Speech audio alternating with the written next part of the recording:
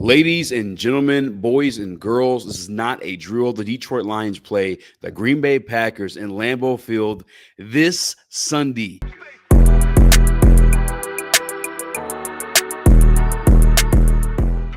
We're not there, but we're almost there. Today's Friday. I'm breaking down the game. My guy, Dose of Dion. What up, though, man?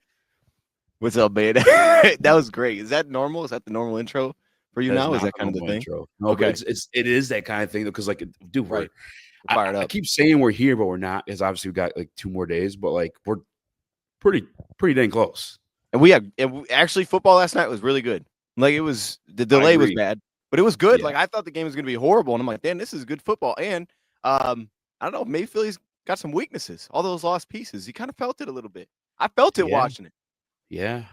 So I have this question: how much of a difference did Jalen Carter? Because Jalen Carter is one of the best in the game. Is Javonte Williams doing that with Jalen Carter in there? You know, no, definitely not. Yeah, but I do want to. But I do appreciate that the Cowboys are kind of going back to like when they were good or when they were built through the O-line. Like drafting Booker this year kind of threw people off instead of going receiver. But they do have a lot of high draft picks on that line, and they're just putting them together now. I agree wholeheartedly. I'm not the biggest Dak guy. There was like a moment where I gave in, and then like he kind of disappointed me. I was like, well, that's what I get for trying to like believe in that guy. Last night he looked good. There's a lot of bad drops, dude. He was balling. He was balling. It was kind of nuts. Yeah. Hey, but man. Again, not Dak guy. Just giving him flowers. He looked good last night. Sorry, you're a Dak guy. It's fine, dude. There's nothing wrong with that. Nothing wrong with that. I'll be a Dak guy too for today. That's fine. We can always be a Dak guy some days. There's big Dak guys here, you know? Dak guy. I'm a Dak man. I'm sorry. I like it. No, that's good. I did want to ask you this real quick before we move on to into the Detroit Lions stuff, since we're talking about last night.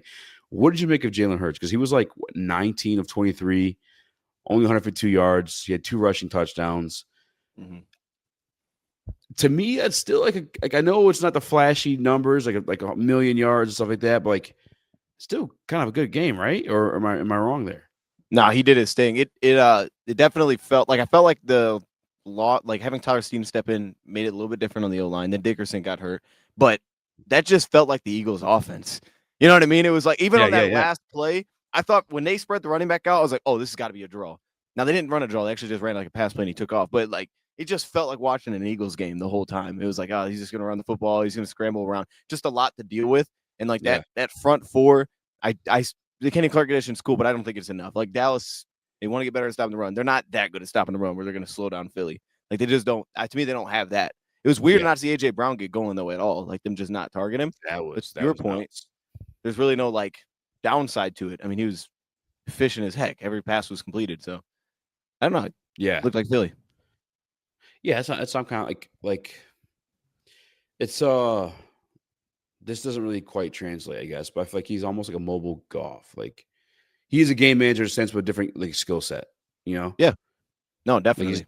Like I can appreciate that. Like they won the game, you know? Like if a bad game to me is like you're not completing passes, you're not hitting open guys, you're not making reads, you're not scoring. He didn't have any turnovers. Like I thought it was a pretty solid game. Nah, he's smart. He's smart. He takes advantage of his athleticism too, like you're saying. Like for Goff, it'd be a check down for him. I'll just take off. But he didn't put himself in harm's way ever. It was just like, oh, he's running, but there's nobody there. So it makes sense. It's easy. Exactly. Exactly. All right, moving on. Detroit Lions, Green Bay Packers. Today we're going to break that one down. We're going to give each two players that are keys to this game, and then as well followed by keys to the game and a prediction. I'm gonna have you go first. You're the expert in this. You've been doing this for a long, long time, man. Where do you want to start with this thing? So players to watch. Yeah, that's where we're jumping off. Okay, wherever you want. No, I like that. Let's go Lions offense first because this is all the changes and stuff. So I'm gonna go Sam Laporta. He's the guy that I think he's the guy that's gonna cook in this game. Is kind of my sense, and I think my thought is anytime we get inside of 30, he's gonna be the main target. But also, I just think that the matchup against Green Bay is really good for him. Like their linebackers, we know they're pretty long. They're very athletic there now with Cooper, and he's great. But the Lions last season did so much to get 3 backers on the field. I want to ask you this, though, before I get too far into this. My thought, so last year, a lot of 12, a lot of 13, so a lot of 2, 3 tight ends. my thought this year is we heard all this buzz about they're going to run 2 running backs this year. I wonder if against Green Bay that's the tweak where it's like, hey, instead of using 2 tight ends, we're going to go David and Gibbs a ton. So maybe we can still get the same outcome. We can still get the same defensive look, but the only difference is now instead of lead blocking with a tight end, it's with a running back, and then we can throw it to him maybe a little bit better than throwing to Brock Wright. Do you think we see that more this game, or do you think that's just something throughout the season? Because it feels like it could make a lot of sense week 1. Yeah, I mean, I was super, super busy last night or yesterday, and so I missed some of the presser from Johnny Morton, but I caught one clip, I believe, on Twitter, unless I'm imagining this, and they asked him that, like, point blank, like, what's up with 2 running backs? Like, are you going to be utilize that this week? And he just laughed. He smirked and laughed. So, like, yeah, I think you're going to see something. But are we confident in Dave? Because I have to assume David's the blocker in that situation, right? Yeah, I would think so, but I almost feel like, so I would still have one tight end. I'd still have Laporta. I don't know how much I would actually ask him to lead. Like, I get what you're saying, but you're saying makes sense. I don't know how much I would be almost use it more. Like, if you watch Green Bay, what they do with their offense, how they go split back all the time, and they kind of lead through one back, but neither of their backs are big. They don't have like big backs back there, but they just lead it for Jacobs all the time. I think you could kind of play that style where it's instead of asking him maybe go find a linebacker, just clip the end or something. You know what I mean? Just go cut the end out, and then the main thing will be eye candy with Gibbs. It's like, I'm not even gonna ask Gibbs to block, bro. Like, Gibbs, we're just running you back and forth. We're just running you around. I one thing we see a lot this year is a lot of those like bubble screens, little RPO stuff. We didn't really do that in the past. We didn't have a lot of that. I think this would be a week to use that, and I'd put Gibbs in the slot and use it just for that. Just like, hey, an option screen. Yeah. We haven't really used that in the past. This would be a good week, I think, to throw that out there. Be a good wrinkle for him. Yeah, because I always hear it. I know people like asked a ton of it last year. I've never really seen how it works out because they're not. For some reason, in my mind, I'm thinking like blocker. You know what I'm saying? Because we have those guys out there to get the ball. You know, it's like there's only one ball to get when they're both out there. But I think the weapon that Gibbs is about to become, I think that's gonna be more effective as the season progresses after Gibbs like establishes himself as a pass catcher. You know, because then it's like we have to count for that guy, and that opens up things for Monty if he gets a handoff. Yeah. So maybe going back to the Porta thing, like that's still my key for this one, but maybe it is less of that this game, but it still is like, hey, occasionally we'll use it because we saw so much of Gibbs being used on like those wheel routes and stuff. Like there's no doubt you have to use that in this game against those linebackers. I think you have to, but that's the reason I like Laporta because they're so long. They're going to be playing so much zone. I don't think they want a situation where any of their linebackers have to deal with Gibbs, Monty, maybe Monty a little bit, but really Gibbs and Laporta 101. They're not going to want that at all. So I think all the time they're going to be sitting in zone there. Which for those big windows, if there's anybody that's going to eat there, it's going to be Laporta. Like I just expect him to be the big body that we can throw tight window throws to because Goff is willing to do that. And then also, I don't think their DBs tackle that well, so I would throw some tight end screens too. And I think in the red zone, he's going to get safeties one-on-one because they won't man him up. So my guess is I think Laporta has good matchups throughout the game. Yeah, I like that, and I like Laporta too. So, and he's been quiet. Left camp a little bit early. No one really talked about why, but as long as he's here, healthy, ready to go, I'm here for that. He's on my fantasy team too, so I like that take, Dion. I like that one. Okay, all right. I'm gonna go. This might be a little bit of an obvious one. Shamefully, taking the easy bait here, but Jared Goff. I know a lot of people talk about the Commanders game. We're like, oh, we had no healthy defenders. There was no one out there. Brother, there was 4 turnovers from our quarterback alone. That's not a recipe for success. You know, you're not really gonna be doing too well when that happens for you. You're not putting your defense in opportune positions. Actually, one of them went for 6. Yeah. I think the reason why he's important this one, obviously, you can't have that happen. Which, and I'm not saying it's gonna happen or it's a trade of his or anything like that. But I'm just saying, like, with Ben Johnson gone, it's him and Dan who are like most familiar with what that system was. Like I'm happy that we have Johnny Moe, who was part of it before, and he's there helping call the plays. And I don't mind it from the skybox, by the way, too. You get to see the whole field of what the Packers are doing routinely. Like I think that's ideal, to be honest with you. But JG, like he's year 10 for him, man. Like he's going to be all grown up. The kid gloves will come off, and they're kind of relying on him to carry that Ben Johnson offense because Ben isn't here anymore. Now I have confidence he'll do it. Did you watch the quarterback series by chance? Yeah, I did. There was that play, I think it's called Bumblebee or something like that against the Texans. And another bad game for JG, by the way, too. And he was like, oh, please be Bumblebee, please be Bumblebee. And the call came in from Ben, Bumblebee. And then he hits it, and it's a touchdown to your guy, Sam Laporta. And it's like, okay, like he's in tune with like what Ben was seeing on the field or what they want to call there. It's like I'm confident there, but he's important because again, everyone wants to talk about the loss of the coordinators. Well, one guy can carry some of that over is Jared Goff. He's probably the guy because not only that, like, yeah, Johnny Mo's can call a play, but obviously JG's gonna have to make the reads in the field. He can counterpoint whatever the defense is showing you at that point. So I think Jared Goff is huge. I mean, obviously any quarterback is, but Jared Goff specifically, what this offense has been, huge in this game.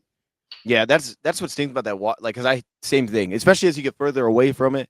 Like it is boring just talking about the defense. Like it was big, but it's like even in that game, as much as it was like we had a certain way we had to win, if we don't fumble, I think we win that football game. Like we go up 2 scores, we still are able to play our game. We're into the NFC Championship. So it's like, yeah, you maybe had less room for mistakes, but there was still a path to making it happen, and then they just didn't make it happen. Like it was still on the table that it could have happened in that game. So they were still capable of winning it last year. They just didn't do it. I agree with you wholeheartedly. It even just changes, like you said, it takes you out of your game, what you're calling at that point too. Like everyone says they stop running the ball. 7 minutes left, down 2 scores. You kind of have to. There's not enough time to like run the ball, you know? What are you talking about? Like after the Commanders game, a lot of people said they blamed Ben Johnson's play calling. He quit running the ball. But at a certain point, it was like the fourth quarter, and there's like 7 minutes left. Like we're in a situation we can't run the ball anymore. You have to throw. I personally, I'd never understood most of that, like the hate for Ben in that game. Like even I agree. I thought he called a fine game. It was like, yo, we got to do it. We got to make it happen. Because to me, like blaming J-Mo for throwing the pick, it's like, all right, whatever. He did throw the pick. He shouldn't have thrown it, but yeah, you put it in the receiver's hands. He's going to do something crazy. But it's like we scored. I believe it was the drive before because we ran a trick play with Teddy Bridgewater in the game. Like, so I have no issue with what he's doing. You know what I mean? Just because one goes wrong doesn't mean he called a terrible game. I thought he called a fine game. Just didn't. Just weren't clean all game. Yeah, and then have like another trick play with like Amon around that one too. Like he's coming out the backfield or something like that. We had a lot for him. Well, we had that play. Well, even the fumble play, we had St. Brown. He's going to be wide open. It was a great look. We got him. We got him rolling with the safety, and he was going to be wide open. And then Graham loses the block, and we fumble. But it's like that play would have put us at like the 5-yard line. The dude was wide open if we would have had the chance to get it there. So yeah, I had no issue with what he called last year. I agree wholeheartedly. You can't turn the ball over. That's what it is at the end of the game. That's what decides these games most time. Because you're taking the score. I mean, I'm not telling you this, you know this, but like for the audience, you're taking the scoring opportunity away for yourself and giving the other team a scoring opportunity. It's awful for you, bad for you, very very bad. But and J-Mo, he threw the interception. But everyone and their mom from Pee Wee football knows if the throw is not there and you're not the court, take the sack, run. Just run. Just run. Yeah, you don't just throw the ball, dude. That was crazy. He thought he had a big arm, though. Yeah, man. You were going to rip that thing in there. He might have been. I won't go there. That's fine. It's fine. You know what I mean? We're moved on. I'm listening. Easy. We're moved on. No, I don't want to go. You know what it was? Antoine Rendell, receiving coach. He saw a big play he made in the Super Bowl. He's like, I got this. Let me impress coach. Yeah. Maybe. He might have been, man. It's all right. It's all good. I miss Antoine Rendell. Maybe this year he doesn't do that when he gets in that spot. It's big for us. Maybe. Yeah. We can learn. Dude, that's the other thing. I mean, like you're good enough to run. Like you're Jameson Williams, dude. Like you did the kick returns in college. Like you could have just ran. Yeah. He's trying to throw a dot. All right. It is what it is. All right. So you want to flip it. Okay, so Lions defense. Yes. Right. Or Packer, whatever, like whoever's key in this game, we're like, yo, this is a guy we gotta watch either way. I'm gonna go here then. Let me flip it real quick. I'm gonna go to Green Bay. I'm gonna go kind of what we just said, so it'll go quick. Trent McDuffie. That linebacker, because I think he's gonna be on the field a ton. And I asked our Packers guy, they said eventually Hopper's gonna take over at linebacker. They think, but right now McDuffie's still him. And I just can't help but watching it last year and seeing the way they went after. Like it felt visibly like they're attacking McDuffie, and I just assume that's going to be the case again in this one. And I think the big difference is obviously last time we played Green Bay, I didn't realize how many people were hurt. So Decker wasn't playing that game. Most of our D line was gone. Aleem wasn't. The linebacker room was a mess. There was no Barnes. There was no Alex. Yeah. But I think not having Decker was massive because it felt like we were very much so a team that was going to run right a lot. Like it was kind of our thing. We're running right. I forgot we didn't have Decker. That's right. Yeah. So like now Micah adds, but now you add Decker back, and it's like obviously Hutch is back. It feels like things are kind of balancing out a little bit this time. It's going to be great. But I feel like when you have the ability to go both sides comfortably because Decker's there now next to Mahogany, and there was a point in that game Mahogany went to right guard. That's where we were at health wise. So having him stay at left guard, hopefully, I think it gives you the door to open up if we could go at McDuffie all the time. In the run game, in the pass game, if we can get it on Gibbs anytime, like we're going that route, I think he's a guy they're going to be circling and just trying to use personnel packages to make sure they get 3 linebackers on the field. We'll see if Green Bay does something different. Maybe they just stay out of that mess, but I don't think they have enough DB depth to do that. So I assume we're going to get him on the field a lot, and I think we're going to go after him. I like that. I like that. And that kind of fits in like the Sam Laporta stuff too. Yep. That's why I did the it. guy can find himself in yeah. All right. I'm going to go. Now, obviously, we could all both win, Michael. And maybe we'll talk about that at the end too, but it's just too obvious of a matchup. I'm going to go Josh Jacobs. And maybe that's a little bit too obvious of one too. Like that guy, again, I know the division opponents, and we had this conversation a little bit before we even started the show. Like sometimes you got to take your hats off. Even though they play for division, you got like that guy's kind of really good. Josh Jacobs was phenomenal last year. And like they kind of like almost put a governor on Jordan Love, and we're like, listen, we're going to stop with these wacky throws. You're not healthy. Like we're running Josh Jacobs nonstop. And I thought it hurt him to a certain extent. You can't let that guy get going, man. Otherwise, it's going to be a problem for you. And like that run defense for the Detroit Lions, it's been pretty consistent under AG. Obviously, there's a change of hands here with Kelvin Shepard. I just hope that's a staple that stays, or characteristic of this defense that stays and stopping the run, because if Josh Jacobs gets going, I mean, they got some guys that can get loose in the secondary. I'm sorry, against our secondary. Yeah. Particularly Matthew Golden. And that's the thing with Josh Jacobs. King said this, and it's 100%. Like, Josh Jacobs doesn't have as much of the home run plays. But, dude, there was a drive in that and this is what people forget, that last time we played this team, there was a drive. They ran the ball, I think, every single play, maybe but a couple, until they had a holding call, which pushed them back, and they still end up scoring a touchdown. But they got to that point where it was like, we're just leaning on Jacobs. And I still believe, like you're saying, that's who Green Bay is at heart. Like, they want to take shots, but they know it starts and stops with Josh Jacobs for him. And I completely believe they're going to be leaning on him very heavy in this game too. Absolutely. I mean, you got to talk about just even in Hutchinson. They got to. Maybe I should jump the gun. Probably was one of your guys, but like if they want to keep him at bay, you got to run the football. Like don't put yourself in a passing situation where that guy's coming after you, because he's gonna be a problem this year for every team, dude. And I mean, think about it, dude. Tyrese Wheat. Good luck with that. You know what I mean? Come on, why do you gotta do that? That could be their strategy. We don't want Tyrese Wheat on the field. We got to run the football. Hey, I get it, man. You got dude. You gotta remind me, dude. you gotta let people. That's why we're here. You see, because they wouldn't even thought of that. Go ahead. I know you look deep in that stuff. When a guy like that gets signed, for me, I'm like, I don't know if he's gonna be here when Pascal gets healthy. What do you make of Tyrese Wheat? Will he have an impact on this game? No, look. Sidebar, dude. No, I think it's good, because I think everybody we brought in, they were all kind of in the same realm. Everybody was like 25 years old, had a couple seasons, and they all felt like much more high upside players, specifically as pass rushers, versus what we had in Ukwu and Aguda and all these dudes that we had in the practice squad. So it to me, what it feels like is there's a real shot that multiple of these guys don't stick around as guys to get back. But if they can find maybe one or two from practice squad / like active roster that can just stick, they may believe that there's a longer future than just right now. Like they may see it as, okay, this actually could be a piece that helps us going forward. And Tyrese Wheat brought a lot of juices. Like I don't know what his production, I don't think was on the same level as like what Nate Lynn did, but I think when you watched him, it felt more diverse than Nate Lynn as a pass rusher. Now he felt kind of small times against the run, but he felt more diverse as a rusher. He played a ton of them. He played like 150 snaps of preseason. It was nuts. It was like he was a starter. It's crazy. So I don't know. I don't know that he's actually going to play this week. I assume he's edge 4, and then Tyler Lacey's probably 5, something like that. But there's juice there. They all got juice as rushers, man. Andre Carter. What are we talking about? Juice. I liked Andre coming out. Yeah. As a little project piece. Yeah. All right. Why didn't you name him? Why didn't you say him as a key player? What are you doing? He's probably not going to be active. Well, he could be, though. If he's practice a key player, he better be active. All right. Yeah, I'm with you. You missed one there.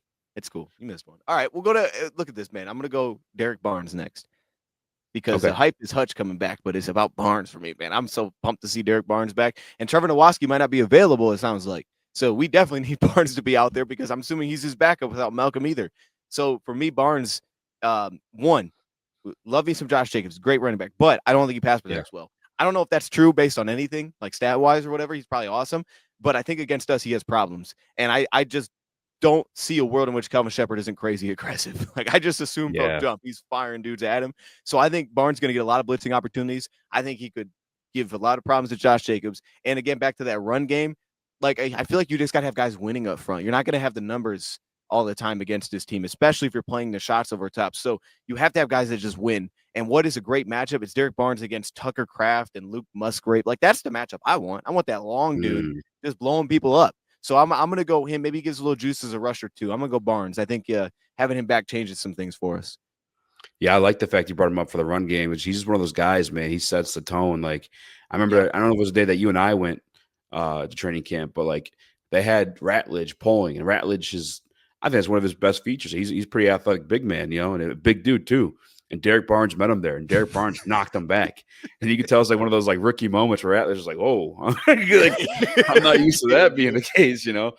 But like, yeah, let Barnes connect with Josh Jacobs a few times. You know, wear him down a little bit. I'm totally game for that. I'm with it, man. I'm gonna go. You know, we talked about the Queen and Micah Parsons. That's what he coined himself.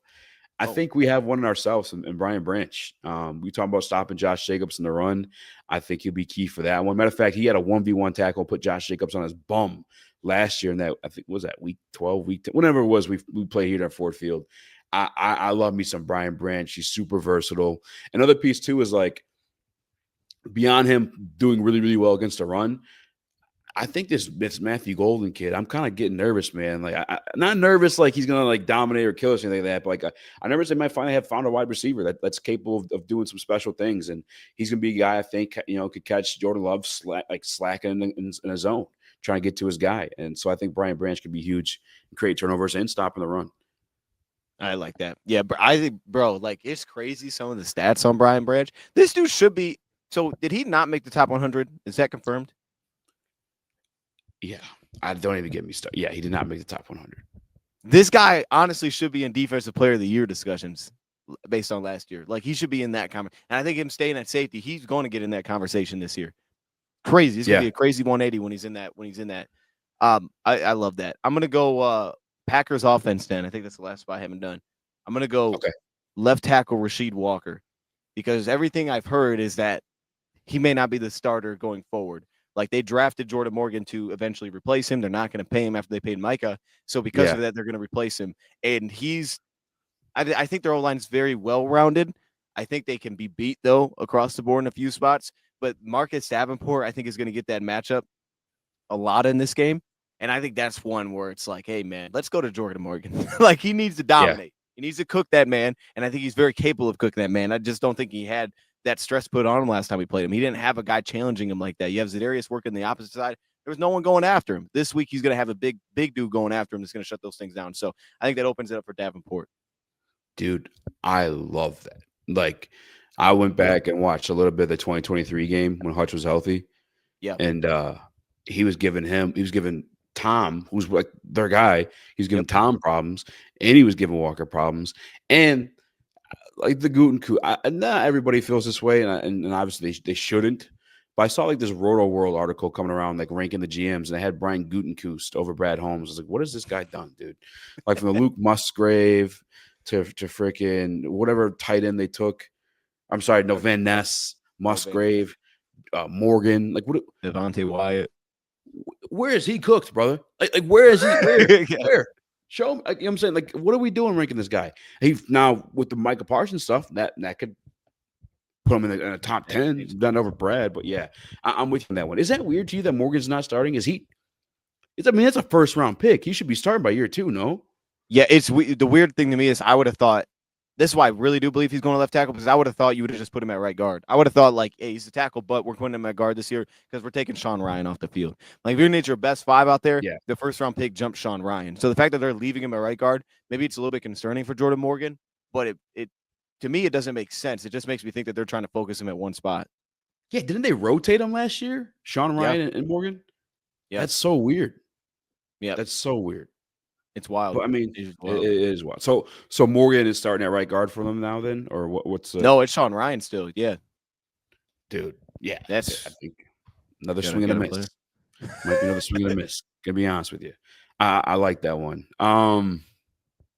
They drafted Belton this year too. So they drafted. Was it Belton? Yeah, another. Yeah, who I don't think is going to play at all. Another tackle, pretty high. I think the second round.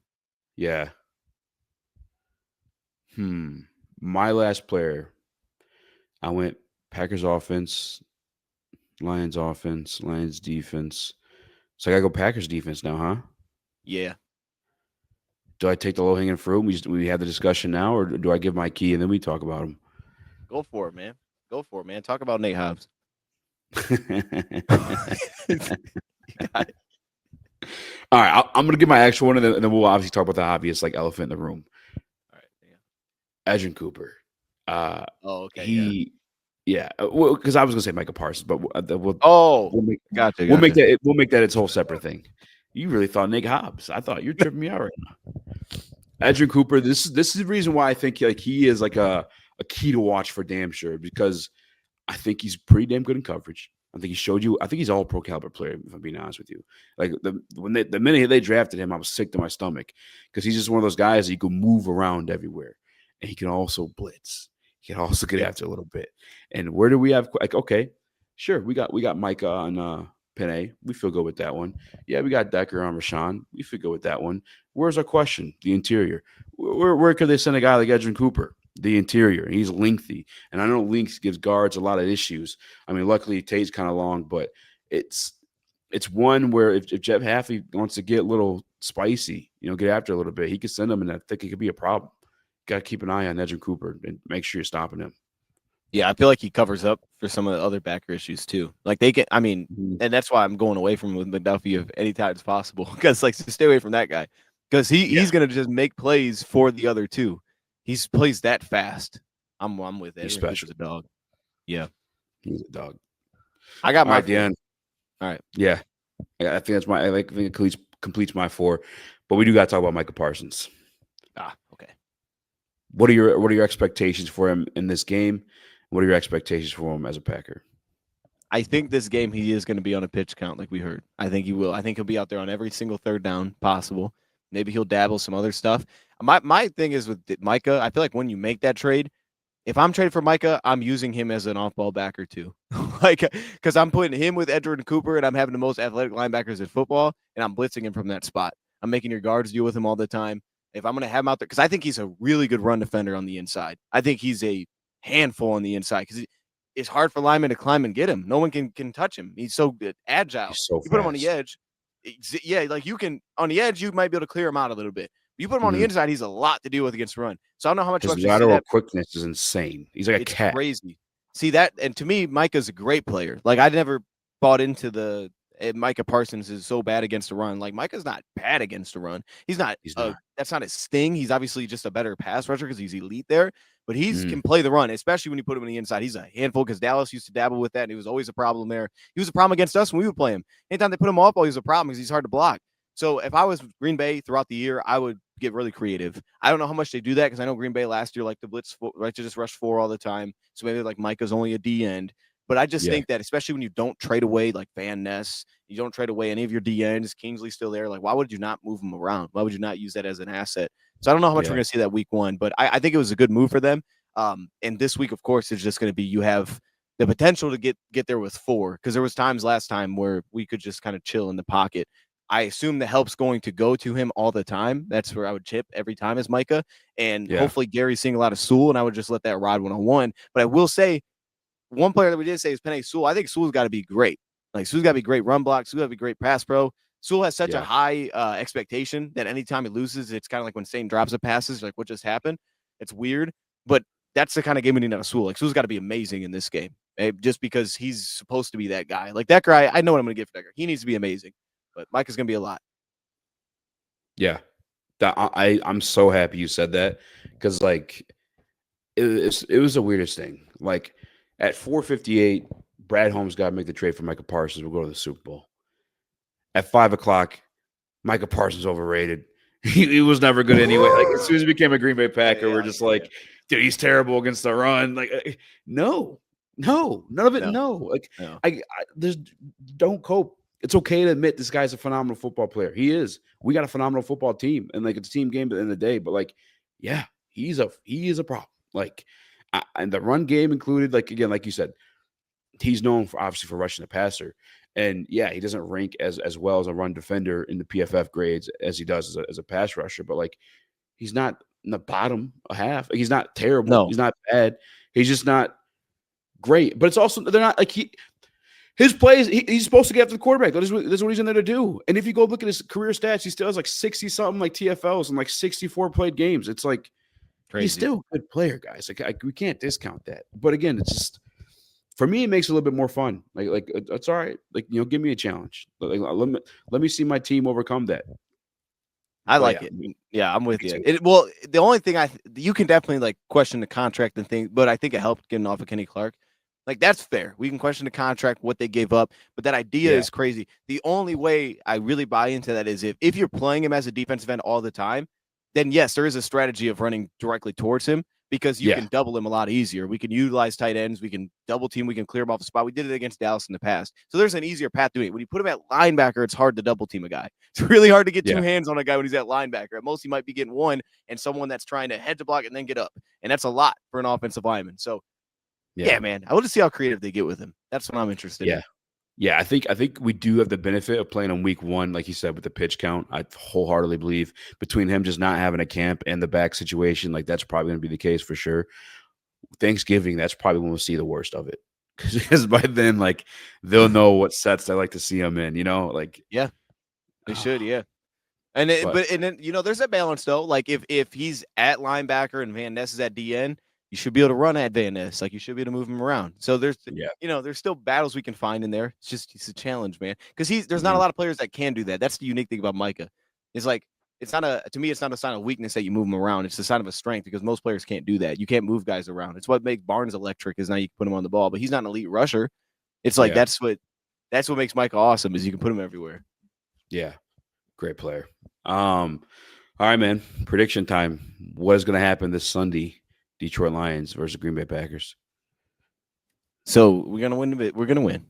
Like that's very well known. What's gonna happen this weekend? Are we favored? Or are we underdogs? What the spread is? Underdogs. 2 points. Wow. It was did that one. change after the Micah move? And they made the trade. It did. Yeah, it changed by 1. Let me check. It could change. Okay. Sometimes at this point though, like money changes, so then the spread changes. But right. Yeah, it was 1.5. I'm pretty sure it went to 2.5. Ooh, I don't need to log. Okay, that's kind of even. As even. Yeah, you get 3 for being home anyway. Yeah, typically. Okay, all right, that makes sense. Well, why are you 2.5 favorites? Green Bay Packers. Okay, so they were favored before the Micah trade. Do you believe? Yeah, 1.5. They were favored 1.5. Trade happened and went to 2.5. That's not a big jump. That's not that big of a swing. No, it's not a big jump. I would have thought it would have went from us favored by 2.5 to them by 2.5. Yeah. That's kind of what I was thinking it would have done. Well, the advantage there too is the interior D line. Like we should have success. I mean, they're quick, but you should be able to move those guys around without Kenny Clark in the inside. Kenny Clark's always a problem for us. So at least you take that guy out of the mix now.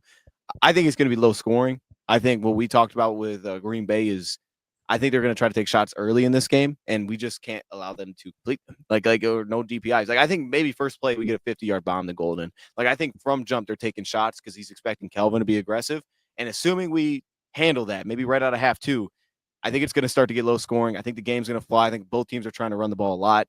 The Lions last year came out a little sluggish on offense. Hopefully better this year, but we've seen that. So for that reason, I think defenses are going to be the story. I think our defense is great. I think their defense is going to be really solid. We'll see on cornerback. I think they're still going to be solid. So I'm going to go 23-17. Okay. I'm going to go. I don't like doing the scores. They're so tough to do. Give me the Detroit Lions. Give me the Detroit Lions. You're not going to give a score? Come on, man. I'll do score. All right. 30-24, Detroit Lions. Okay, that score was trash. You should have not did the score. Honestly, you should have just said Lions. That was bad, bro. Yeah, that's tough. I think we established a run. There's I get there's some concerns with the new offensive line. If there's where I don't have concern or the least concern is running the football. I think Mahogany's a monster. I think Tate's a monster. I think Graham, when healthy, can be very, very good. And we've 2 really good running backs. So we established that, set the play action, and we do what we do. And I think everyone's going to be I'm maybe not surprised, but I don't know. I think people are sleeping on Calvin Shepard in this defense. That's what I'm looking forward to. I like that. You think the defense is like all year long? Like you think defense is going to be it this year? I think so, man. I really do. I obviously health with with some health there too. But yeah, I think just I think we're versatile. Brian Branch is versatile. I like all our nickel cornerbacks. Like we all stop the run, play the run. I think Tyreek, dude, you're playing him at 3 tech, but he's like a natural born like nose tackle next to DJ Reader. You know what I'm saying? So I think running is going to be pretty tough for teams. And then Hutch has been, I mean, you've been there, you've seen it. It's nuts. Hey, it's insane. We're gonna be all right this year. That's what you're telling me. I'm with it, man. I think the defense is gonna be really good. I think numbers wise, it may not end the year that way, just because we see Joe Burrow, Patrick Mahomes, Lamar Jackson. Like that's fair. Those guys are gonna get you. You know what I'm saying? Like end of the year numbers may not like look as pretty, but like as like when we step into a building, we're gonna have to be accounted for. Like there are people have to be accounted for on that defense. I like that you said that because I didn't think about it like who we're playing. I think this is gonna be the best pass defense this year statistically. But we were close to that last year too. But I think this year it's going to be like historically great, to be honest with you, in the pass defense. Yeah. But your counterpoint's fair. I didn't really think about like who we're playing. They're going to get some like Lamar and stuff. They're going to be okay. Yeah, those guys are going to get theirs. But yeah, Hurt's just going to run around and throw 20 passes, and it's like, all right, maybe they will get some numbers on us. We're going to be great though in the back end, man. Terry, fired up. To me, like when I get end of the year numbers, you want to look at DVOA or yards or points per game. For me, I'm looking at turnovers. That's how I'm judging my defense. Like how many times you taking that ball away from the other team, whether it be on downs or just fumble, interception. I think we got that makeup with Branch and Kirby. True. Yeah. Hopefully Terry on now too. Yeah. Hopefully and Jack, man. Jack was supposed to be that. You were drafted to be that. We got to see some of that too. Yeah, Hutch got like 4 picks, so he's actually been the guy. Yeah. In 4 career games, Aidan Hutchinson has 3.5 sacks and 1 interception against the Green Bay Packers. Just saying. No big deal. Okay. Dude, Hutch is so good. Oh, man. So he's going to get a pick this weekend? All right. I like that, dude. I'll take it. Yeah. Hutch on a screen to the house. They're going to be trying to make him go backwards all game. So I'm with it.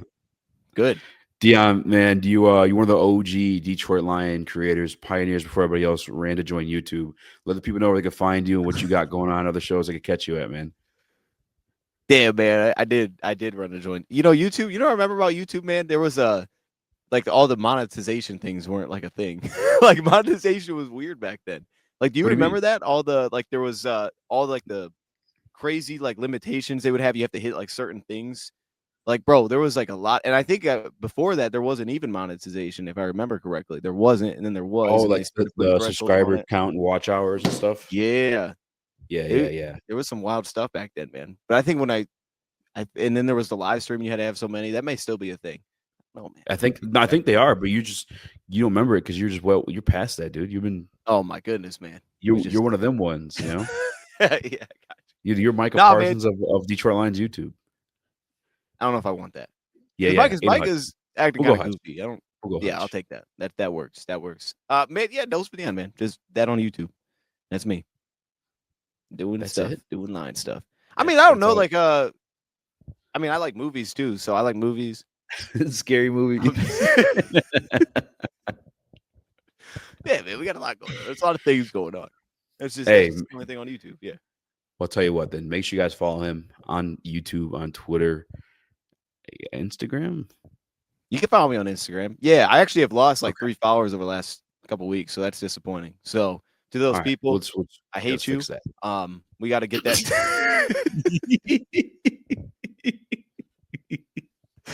Hey, it's a true story. To those people, I hate you. Yeah. All right, we're getting out of here before we get too goofy, man. I appreciate you guys for watching. I'm Easy. Catch me at Woodward Sports 5 to 7, Woodward Heavyweights. Obviously here as well, Lions Nation Unite, and we'll try to keep these coming for you weekly. Thanks for hopping on. Smash the like button and stuff, all that good stuff.